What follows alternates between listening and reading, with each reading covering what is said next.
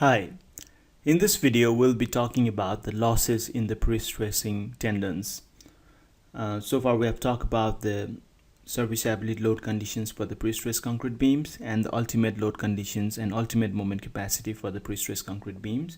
But we mentioned in those videos is that with time there can be some losses in the stresses in the pre-stressing wire, and that can affect the moment capacity and the performance of the pre-stressed concrete beam.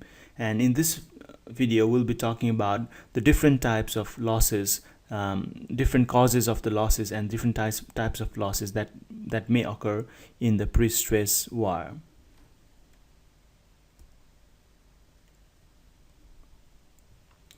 So the initial tensile force that is applied on the pre-stressing tendon by the hydraulic jack will gradually reduce with time. From the instant when the hydraulic jack force has been removed, there will be some reduction in the stresses in the pre-stressing wire, and that is referred to as a loss of pre-stress. And there are several factors that govern the loss of pre-stress, and that can broadly be divided into two main categories. The first one is immediate loss.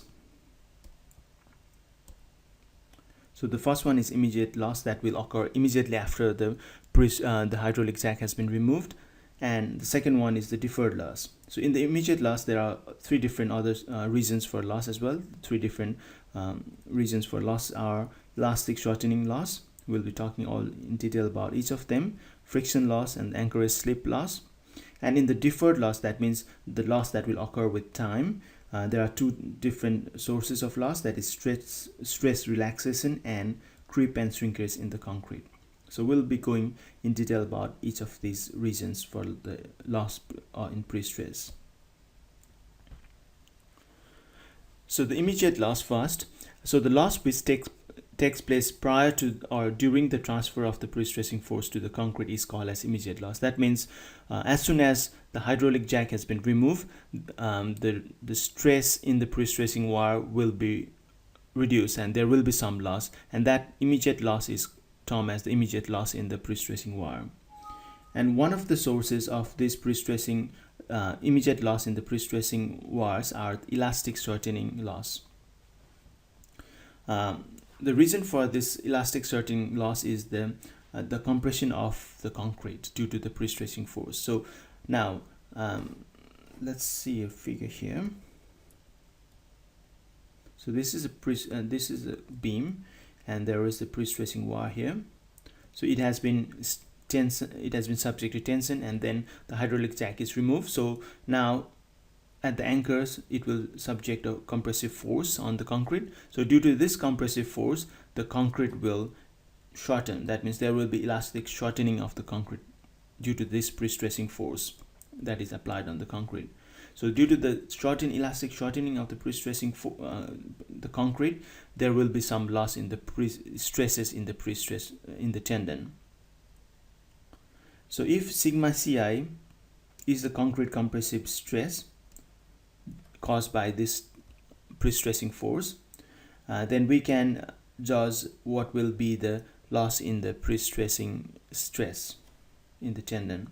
So if sigma Pci is the stress caused by the pre-stressing force, and Ep is the Young modulus of the pre-stressing tendon, and Ec is the Young modulus of the concrete, you can work out what will be the loss of stress in the pre-stressing wires due to this elastic shortening of the concrete. Now another reason for this immediate loss in pre-stressing stress in the tendons is due to the friction loss as well. So there will be some friction between the tendons and the concrete, and that will result into the loss in the stresses in the pre-stressing tendons. And also this is more aggravated in the core profile. As you can see here, core profile, there can be ovaling of these reinforcement. Let's draw it with the red one. So as you can see here, you are intending to have this profile like this one, but in reality your the cable might be in this alignment, not perfect curve alignment, so that will cause some friction between the duct and the pre-stressing wire, which may cause some friction loss as well. And also inside the duct where the pre-stressing wire is here, so there can be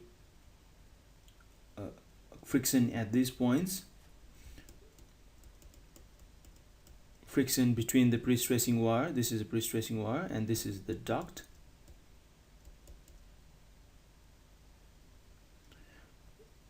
Tendon. So due to the contact between the duct and the tendon, there will be some friction develop, and it can cause the loss in the pre-stressing stress as well. So that is another reason for the loss. And then another third reason for the immediate loss in the stress in the pre-stressing wire is anchorage slip. As you know, in the post-tensioning members, your steel is stressed and then it is locked at the anchors at the ends. For example,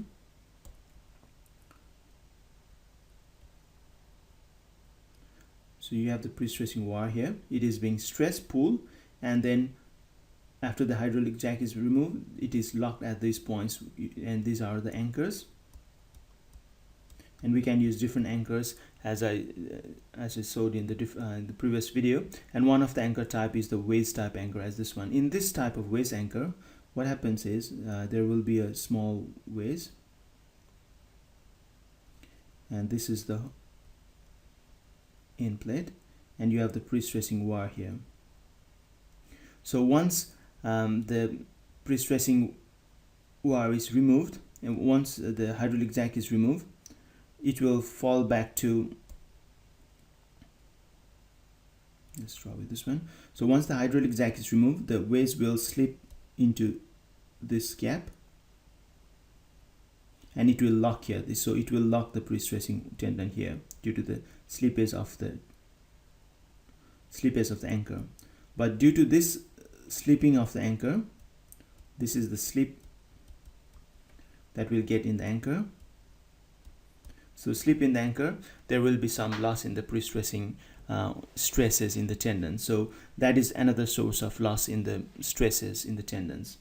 But the anchor is where we actually screw the tendon here. So we usually when the pre-stress bars are used for the pre-stressing and we anchor the end, then there is a very minimal or negligible loss due to this kind of anchorage slip. So the anchorage slip is more predominant in the wedge type of anchors. So those are the sources of the immediate loss in the pre-stress in the tendons.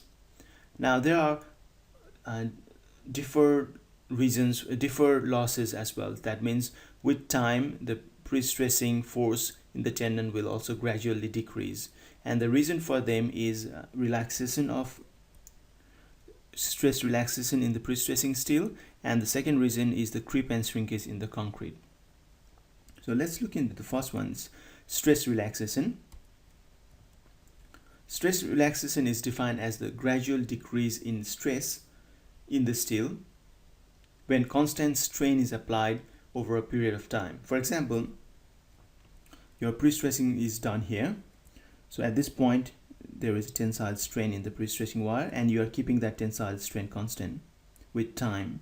But with time, even though the tensile strain is constant, your stress will gradually decrease, and this is called as relaxation. So this is a property of one of the property of the steel. So even though the strain is constant, with time the stress can decrease, and this is one of the reason why the pre-stressing force in the tendon will gradually decrease with time. And this is the same phenomena why you need to retune the guitar after you have tuned it and kept it for some time. The stress in the guitar wires will gradually decrease with time, so you need to retune the guitar. So that is exactly the same phenomena in the pre-stressing wires as well.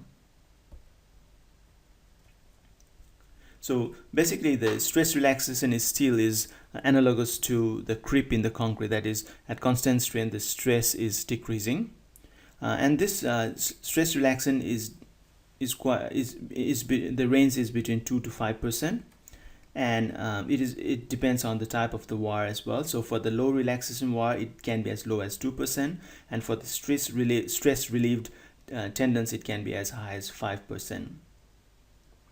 So the stress relaxation is cannot be completely removed, but it can be limited by re-stressing the tendons 3 to 5 times. That means you are pre-stressing the tendons again and again. That will reduce this stress relaxation loss. So the decay will reduce and become almost negligible after a few repetition of the pre-stressing operation. So that is one source of loss, the delayed loss in the pre-stressing force in the tendon. And another reason for the delayed loss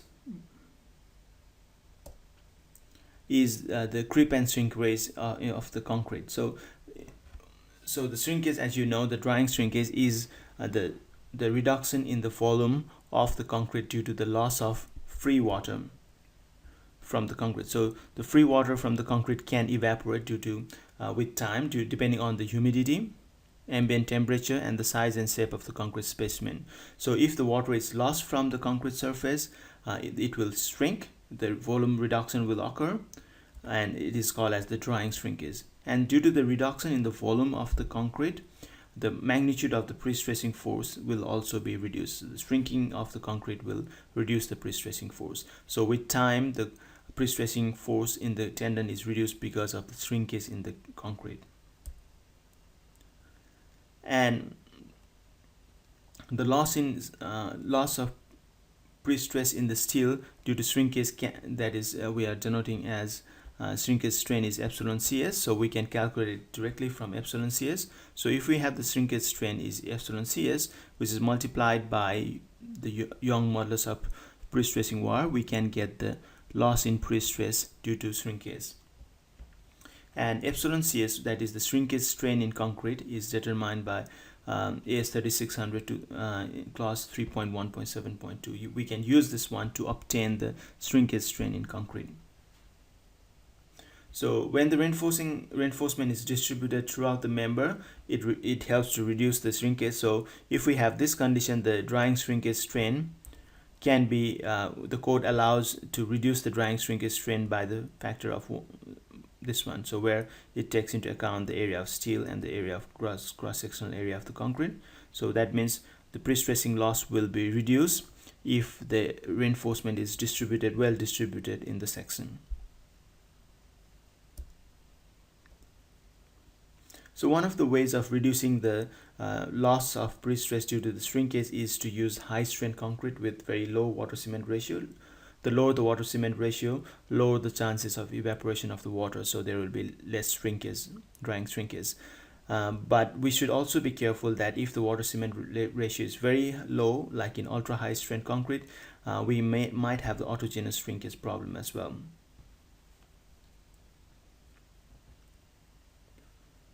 And also one thing to note is that in the post-tension member, the shrinkage in the concrete will have less effect on the pre-stress in the tendons because the part of the shrinkage has already occurred when you are stressing the tendon. So when you are post-tensioning the member, the part of the concrete has already gone through the shrinkage process, so the shrinkage amount will be reduced. So the loss in the post-tensioning due to this reason is lower than for the pre-tensioning method.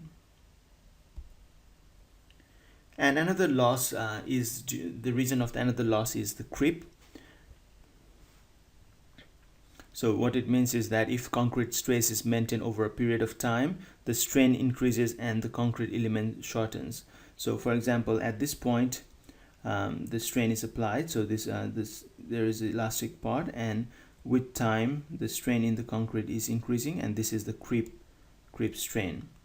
So creep in the concrete effectively reduces the stress in the high tensile steel as well. So the creep in the concrete is responsible for the pre-stress loss as well. And if you compute the pre-stress creep strain in the concrete, which is epsilon cc, then epsilon cc multiplied by the Young modulus of the pre-stressing wire will give you the loss in pre-stress due to the creep in the concrete. And AS3600 clause 3.4.3 gives us the empirical formula to compute the creep strain, where sigma cc is the design creep coefficient, which is again obtained by 3.1.8.3, and sigma ci here is the sustained stress in the concrete at the level of the tendon prior to any dependent losses. So sigma ci is the sustained part of the concrete stresses, and that will cause the creep strain. And using this value in here, you can compute delta sigma p, which is the loss in the pre-stressing due to creep. So these are the different losses that can, these are the different reasons that can cause the loss of pre-stress in the tendon with time. So the total loss in design of pre-stressed concrete members, the total loss of stress is usually assumed as a percentage of the initial stress and accounted for in the design computations. So we will take it as a percentage loss, and we'll count it in the design process. So the loss of pre-stress again depends on the quite many factors, such as the properties of this concrete and the steel, method of curing, degrees of pre-stress, and the method of pre-stressing as well. And here is the rough estimate of pre-stress loss in pre-tensioning and the post-tensioning method, and these are the different sources of the loss. As you can see here, for the pre-tensioning one, the elastic shortening loss is around 4%, whereas in the post-tensioning one, it is just 1%. Because in the post-tensioning one, the concrete has already gained this strength when the pre-stress is applied, so elastic shortening is relatively small. And the creep of the concrete loss is more in the pre-tensioning than in the post-tensioning again. And the shrinkage is again higher in the pre-tensioning method than in the post-tensioning. And stress relaxation, the loss due to the relaxation of stress in the steel is same. So for the pre-tensioning method, the loss of pre-stress in the tendons is around 25%, whereas in the post-tensioning method, the loss of pre-stress in the tendons is around 20%.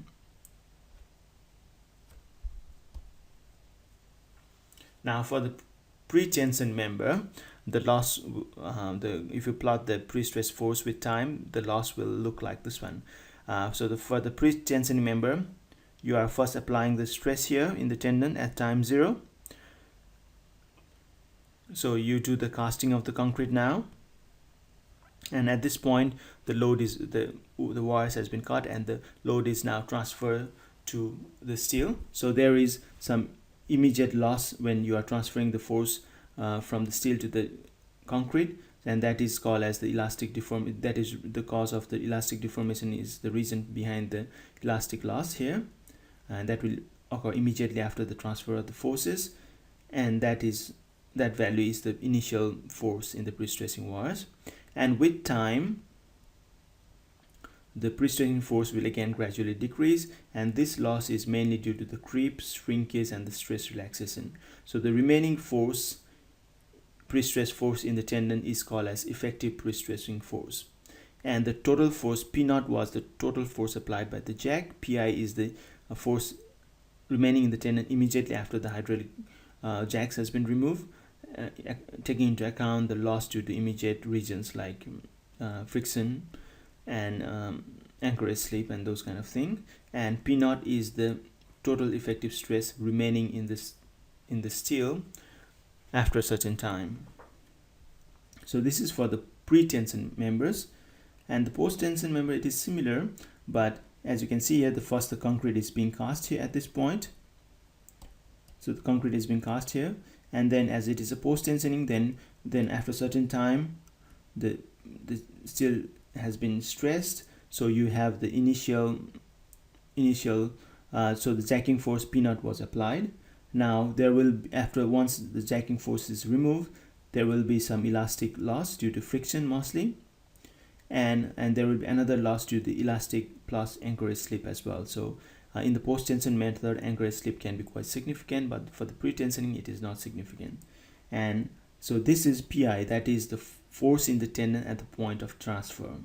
Now as we go on, the stress in the tendon will further decrease with time, and this decrease is due to the creep, shrinkage, and stress relaxation again, and the remaining force in the tendon is the effective pre-stressing force PE. So this is for the post-tensioning members.